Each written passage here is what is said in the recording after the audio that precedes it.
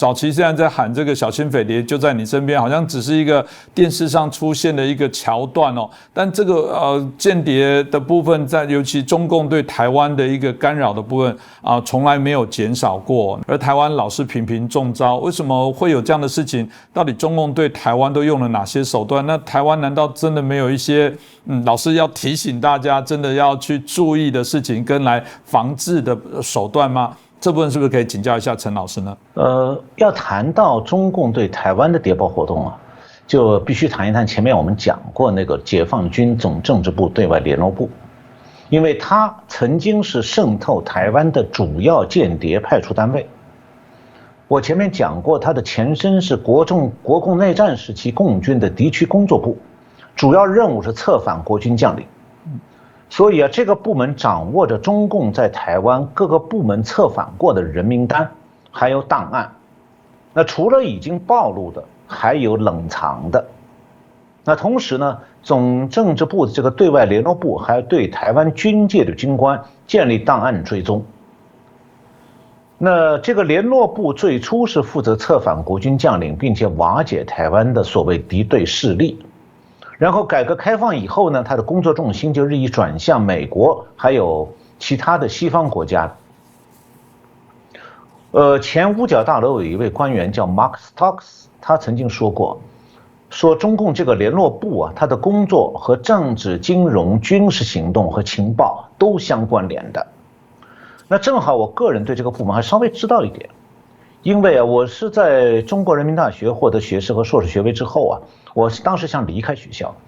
正好呢，全国人大常委会的办公厅新设一个研究室，我就去面谈。负责面谈的人叫肖荣，也就是邓小平的小女儿邓荣。我就是从她那里知道这个总政对外联络部这个机构的。当时因为我和邓荣在同一个单位工作，有一次我看到别人领工资，他没有领，我就问他，我说你怎么不领工资？他告诉我说，他是在总政对外联络部研究局领工资，是那个局的局长，军衔大校，但是他同时又在全国人大常委会研究室担任副主任。那后来我在普林斯大学念书的时候，有碰到了这个总政对外联络部的派出来的一个访问学者，就是研究局邓荣手下派出来的。这样的话，我就知道了这个局对外还有一个虚设的机构，叫做中国国际友好联络会，简称友联会，它是用来提供这个谍报部门在国外活动时候的民间身份。那么前面我讲过，2016年这个总政对外联络部呢被并到中共中央对外联络部去了，友联会的会长呢也换成了文官，就是中共元老陈云的儿子陈元。然后呢，友联会的网站从2019年开始就停止更新了。那说明什么呢？这个总政对外联络部这个机构从2019年开始，它的谍报职能可能已经重新划归军方情报部，而统战功能则改由中共中央对外联络部来主管。那么这次吞并这个总政联络部的中共中央对外联络部是1951年成立的，它是中共中央负责对外政党工作的部门，它联络的对象不仅仅包括各国的共产党，还有其他的左翼政党，还扩大到发展中国家的政党，还有发达国家的社会党、工党，这个各种党，还有他们的政治家、国际组织等等。但是这个中联部，就是中共中央对外联络部，简称中联部，它的主要职能不是台湾，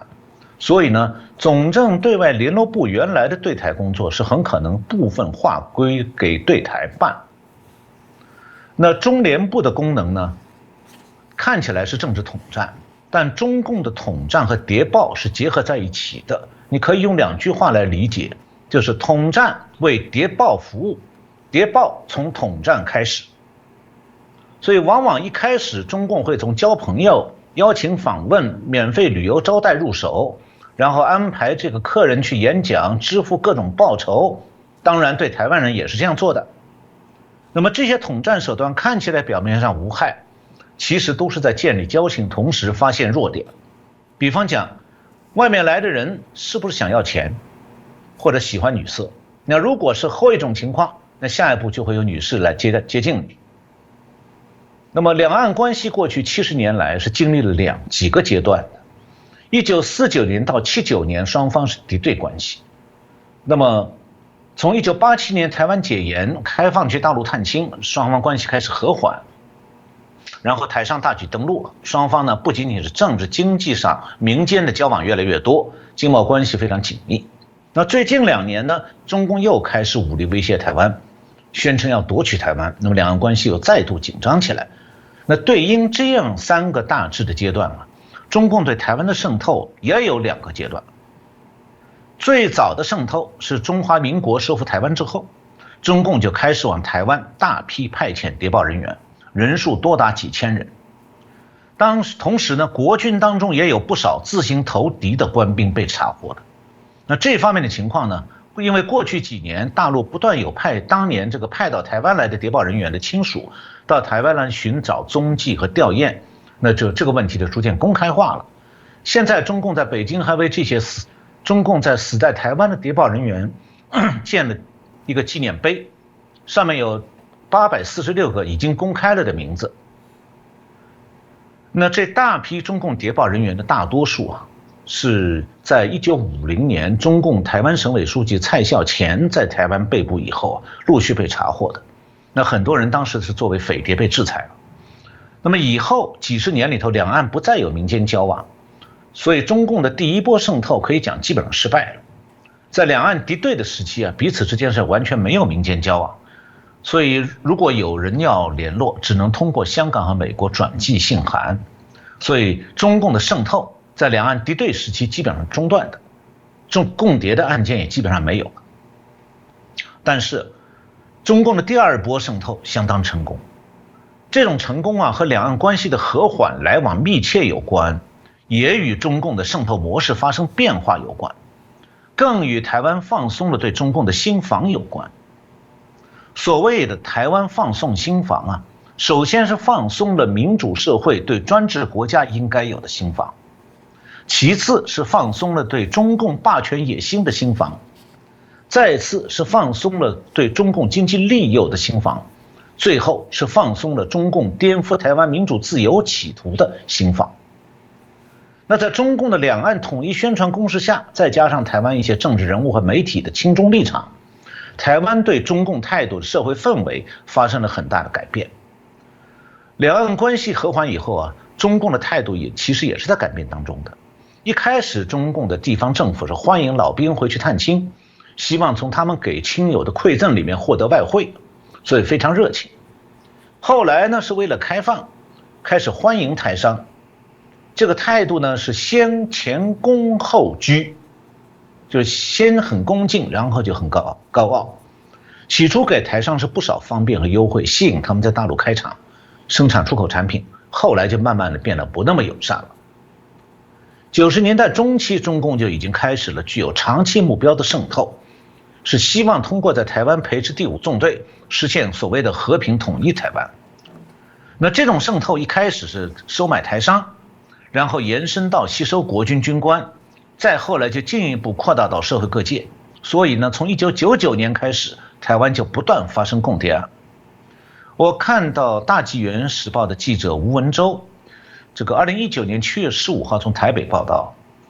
据台湾的国安单位统计啊，从2002年到2017年，台湾破获的共谍案是60件，其中2009年开放大三通以前8年里头侦办了18件，开放大三通以后的7年里侦办了42件。而台湾国防部的官员是表示说呢，这个60件里头啊，还只是媒体有报道的，实际上潜伏的间谍数目应该更多。那法务部调查局的表示呢，说根据目前已经掌握的资讯来看，从2013年到2019年的6月间，调查局自己破获的共谍案是44件。此外，我们从维基百科的资讯里也可以看到，1999年以来，国军已经曝光的资料当中，涉共谍的校级军官多达10多位，那么将级军官有4位，分别是前陆军司令部通资少将处长罗先哲，前宪兵司令部中将副司令这个陈竹藩，前海军中将司令柯胜正，193旅联兵旅的少将旅长徐乃全。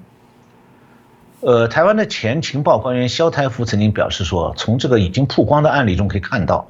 涉共谍单位的，包括海陆空军和情报机构都有，被抓到的都是台湾人，没有一个是中共情报机关派出来的职业谍报人员。